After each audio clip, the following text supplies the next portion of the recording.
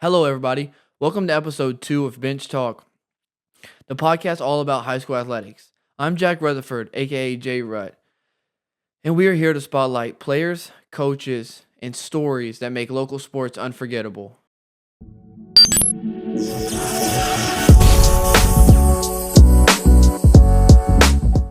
Welcome back, everybody, to Bench Talk. I'm Jack Rutherford, here with 6'3" guard from Jeffersonville High School, Michael Cooper. So, Michael, with being a senior, tell us a little bit about yourself. Definitely just like to play basketball for the most part. Kind of boring, but just keep my head on straight, do the right thing in the community, stuff like that. Is there a fun fact that many people don't know about you? I can cook a little bit. What do you like to cook? Like, what's your go-to dish if you had to cook? Like quick, I knock back a little egg sandwich, but if I'm trying to really throw down a little pasta dish or something like that, so I ain't even gonna hold you. Egg sandwich is crazy. All right, well, tell us a little bit about your sports journey. So when I was younger, I played 3 sports: football, basketball, and baseball. And then kind of like over the time, realized like I didn't really get to put in a lot of extra work in my main sport, which was basketball, because I played football and baseball. So knocked those out. And then freshman year kind of took off, became bigger on the basketball scene.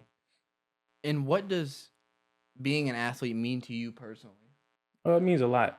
Just like I said earlier, just like the young kids, whenever they ask to take pictures and ask for autographs and stuff like that, like it really means more to me than it does to them.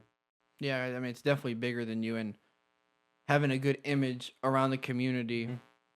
And for, like you said, for a kid walking up and be like, "Hey, can I get a picture with you?" You're like, "Yes," but to them, that just made their day, if not week. Right. So I mean, yeah, I think that's big as big as it can get.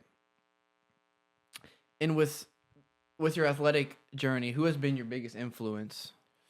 When I was younger, really just didn't really have one. You know what I'm saying? I was just kind of going with the flow. But like once Coach Will came in, he kind of pushed me to be a different person. Like I was really kind of like laid back, if you know what I'm saying. And he kind of pushed me to be more of like a go hard kind of guy. Cause like if you don't, he's gonna sit me down. So like I really had no choice but to go hard and like give in to what he's trying to get me to do. So And has he developed you into how has he developed you off the court? definitely helped me be more of a man. You know what I'm saying? He shoots it straight. Like he's not gonna tell you what you want to hear. So like having that early, it meant a lot. Cause like once I get to college, they're not gonna tell me what I want to hear. You know what I'm saying? So just having that early, I feel like it's gonna make the transition to the college game a lot easier. And is there a story behind your jersey number, or was this number 5 what you got freshman year and you've rocked with it since? So I used to wear 21, and then I don't think I lost a jersey, but it got lost somehow. And then Coach Fitz, he just threw me 5, and I just rocked out with it ever since. So And Wilk's a big person on being a student athlete. So how are mhm. you able to, or what's your biggest challenge you face as being a student athlete? Just making sure like I do all the work, cause like the work's not hard. It's just doing the work. If you know what I'm saying, like just making sure I have the courage, I guess you could say, to turn all the assignments in, even if it's busy work. Just do the right thing. If you know what I mean. And how are you able to balance your academics, athletics, and personal life? Because I know that can be hard sometimes. For instance, you get caught up in basketball and your grades slip, or you get caught up in your grades and you're not as focused as you need to be on the floor. So how are you just able to manage all of that? For the most part, I like to just make sure I'm locked in class, so I knock it out and really don't get that much homework just because I finished the work in class. And then after school, it's just straight basketball from there. And with basketball being 24/7, what do you like to do on your free time? Just hang out with the guys, spend quality time, especially it's our senior year. So we'll more than likely all be going to different colleges. I know me, Trey, and PJ, or me and PJ will be at the same college, but like with Trey and Sean, just making sure we spend that quality time while we have it. And congrats on the commitment to Wright State. While basketball is in full swing, how are you able to balance the excitement for future college ball while still staying strong with high school? Like you're still in high school season. So how have you done that? Just watching their games, you know what I'm saying? It helps me like see what I'm getting into and like it's fun. But then again, still have a mission to do for Jeff as a community and trying to bring home a state championship. So just staying grounded. And as you talked watching their games, we did catch one this year. We had Kentucky versus Wright State. You want to talk about the outcome of that, or each one? Next question. We didn't shoot it well. You know what I'm saying? Y'all caught us on the off night. think it was a but 30 piece, if I'm not mistaken. It was it something. might have been more than I that. think it was 40, but I was But being if we nice. play y'all 10 times, you know what I'm saying? We might. Win one, maybe. Ah, but what? Well, talking about college, what made you pick Wright State? I feel like the coaches invested the most time into me, and like type of guy I am. If you invest into me, like I feel like it's easy to trust you. And like Coach Sargent, he did a great job recruiting me. Like I don't think he missed a game all summer, if I'm not mistaken. Like one time, his flight got canceled, and he drove like 10 hours to catch a game. It was crazy. So like just knowing that he would do that for me, it was easy to pick him. And then you do have a former teammate going up there with you, which is PJ Douglas. So I Hmm. mean, I bet that was you all sitting down together, and I don't know if you did, maybe talked about it, and then just being able to go to college and have a brother. Which is crazy. Like another thing they did, like they told us like they weren't recruiting us as a package deal. Like they wanted us for us, like separately. Which I feel like that was a good thing for them to say. Like it wasn't like we want you because he's coming kind of thing. Like they both are like they liked each of us individually for what we bring to the team. Yeah, it wasn't like I had if I take one, I have to get the other. So Yeah, I see for what you're sure. saying. So what has been your favorite memory through your high school career? Definitely our Final Four run this year. I feel like it like I made brothers that I'll have forever. Just like when we were down in the regional, you know what I'm saying? We came back in that fourth quarter. We were down in the semi-state first round. We came back and like just building those bonds. It'll last for forever. Yeah, I mean, like you said, you played Evansville Harrison in regionals. You all Mhm. were down in the fourth quarter, which was a great win to be able to sneak that one out. Then you come in for semi-state. You play a very tough Lawrence North team, Mhm. and you're down, like you said, in the fourth, and you pull that one out. So now you're playing for the semi-state championship. You all did fall a little short, but I mean, I think that just opens up opportunities this year, and like you all have been more much. You're taking a more mature approach Mhm. because you've already seen that as in last year. So Right. do you do anything to prepare before big games? Really just kind of whatever I did the game before. Like if I played good that game, I try to mimic the exact same thing. But if it's like an off night, then I try to switch it up. So nothing really specific. You got any superstitions? Not really ankle braces. Like I feel like I got to get taped because like the ankle, I don't think I've ever played good in braces. Sure, a tape guy over ankle braces. For sure. But you have a bad experience with ankle braces or something? They just slow me down, and I feel like I think it was sophomore summer we played somewhere, and I jumped and like went to finger roll it, and I smoked it, and ever since like I just can't can't do the ankle braces no more. What do you think sets Jeffersonville apart from other teams? I think our versatility, like we can kill you in the post when Trey's healthy, of course, and then we got good guard play in me, and then a lot of teams what they're missing, like they can have a good big and a good guard, but they don't have that PJ Douglas, if you know what I'm saying, like that middle man matchup nightmare kind of guy. And then we have shooters on the outside, like so you can't help when everybody's healthy, of course. Like we got Sean, he was shooting 40% last year, and we got Gilly Polk, he can shoot the ball. So like, I feel like when we're 100%, we'll be very tough to beat in March. I agree. You've added a couple new additions because you have Terrence Nord that Hmm. came from Rock Creek, Forgot about him. Zion Mitchell, and then Tayshawn Harper, which Tayshawn's out with an injury, but I think he will be a huge piece Hmm. come February when he's back. T Nord has already been Yeah. a huge piece considering in the past game for Evansville North, I think he had 15, so he had a great game. And then Hmm. Zion hasn't got cleared yet, but I think with him, I mean, I think the depth is just crazy. For sure. Like especially Zion, like he'll come in, he's a shot blocker, he can go rebound, play his role. And then Terrence, he's already meshing with us. And he knows his role. He's ready to catch and shoot that thing whenever. So and I feel like we were missing that last year.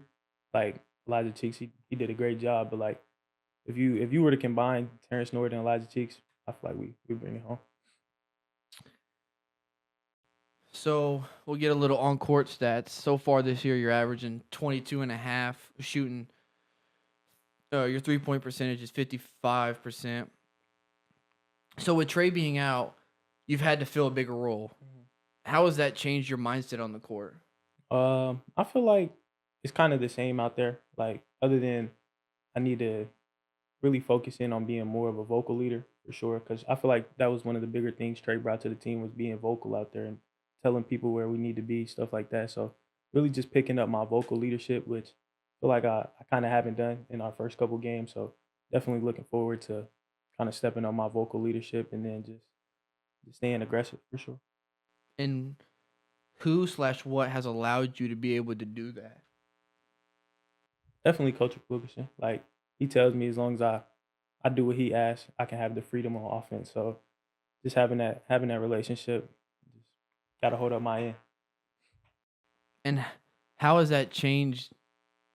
How has your leadership role changed? I know you said with Trey being out. So like what has been your approach?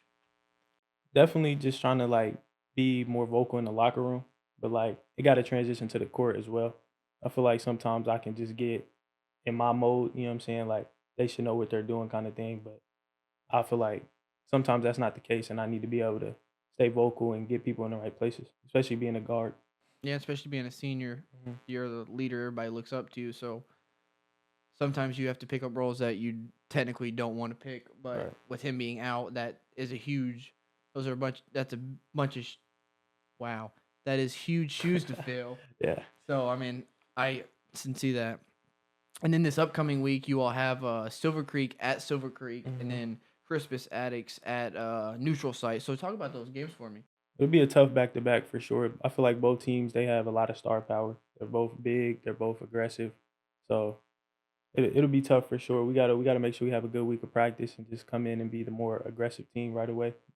I think the cool part about this upcoming week for you all is you're playing two different style basketball teams. Mhm. You have Silver Creek, who they do like to run their sets, but at the same time, this year they are looking to get up a lot of 3 pointers, and they're really just looking to penetrate the lane and then kick, and that's what they're gonna live or die by. Right. And then you have Crispus Attucks, which is an indie school who really like to play fast and aggressive. Mhm. So just talk a little bit about how your mindset's going to change from Friday to Saturday. That's the thing. I feel like another good thing about our team is our mindset. It doesn't change. Like we know what we're coming to do and what we're gonna bring to the table. We're gonna do the same type of defense against each team. But if like you play fast, we're gonna try to slow you down. If you play slow, we're gonna try to speed you up. Like we're not gonna add anything crazy. We're gonna come in and try to do what Jeffersonville does. Yeah, I mean, I think that just playing to the level that you all play to and not coming down to play to your competition, because those are games that I think you can. Those are the games you lose. You come in, Mhm. you're like, Silver Creek's not a very good team, which they are this year, but in the past they're not a very good team. You come in, you BS, Mhm. they punch you in the mouth at halftime. You might be down, and then you're like, what do we do from here? Right. So I definitely think going in with your head on straight with Friday, and then turning right around, and then you face Crispus Attucks, which they want to play fast, so pressure beats pressure. Right. With you being a senior, what are your goals though this season? Definitely just go out with a bang. Like feel like we got to the final four and we were definitely capable of going all the way last year. We just had some minor issues that turned major. You know what I'm saying? Like we gotta take care of the ball late in the game, which it kind of killed us already early this year. So we definitely got to build on that if we want to make a deep run. But for sure, just trying to get at least get to the state championship game and just let Coach Wilk take us from there. I mean, yeah, you all preseason were number 2, and you had a loss last weekend, which was the Pike. So I mean, you have hurdles you have to overcome, but I think you are for sure still favorited to win the state championship. You and Fishers at least. Right. So I definitely think there is something there. But with you being an athlete, how do you like? I know you want to have a good image as an athlete, but more so in the community. Definitely like just trying to be out as much as I can, if you know what I'm saying. Like if there's elementary games, we definitely try to watch. If like our travel younger teams are playing, we want to go and check them out too. Just because like they come to watch us, I feel like we need to put that same effort back into them. Just so like they know that we're watching. Like so when they get to where we're at, they enjoy playing for Jeffersonville. Like it's more than just their 4 years. Like it's bigger than that, and we want them to know that. And you go watch them, they get to high school, and then they go watch the younger kids, Right. and then it keeps the culture in a full swing. 100%. What was Woke being here? This is his 3rd year. How has the culture changed at Jeff like for you? Because I know you've been Definitely, part of it. definitely changed a lot. Freshman year, it was kind of like everybody just do your own thing. It wasn't really like a family environment. And I feel like now Coach Wilk has it like we're always meeting in his office, like every practice, there's always a meeting. So just having that off court relationship as well as on court. Yeah, I think that's a key, is having that on off court Mhm. relationship. And I know with being at Jeffersonville and being a part of the basketball team, I see it every day, and I see that there is, before, like you said, before practice, that is Sharon, that Right. we step on the floor, and that's coach. So I think that's grown a stronger bond, Hmm. seeing not just coach. You're seeing Coach Wilk and then Sharon. Right. Well, to wrap it up, I'm going to ask you a couple trivia questions.